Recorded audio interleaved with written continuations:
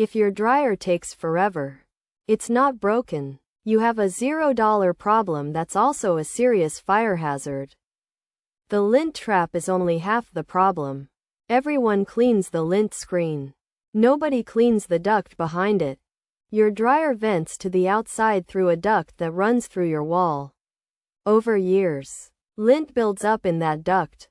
Airflow drops to almost nothing. The dryer takes twice as long. And the heat builds up. Lint in a hot enclosed space. That's how house fires start.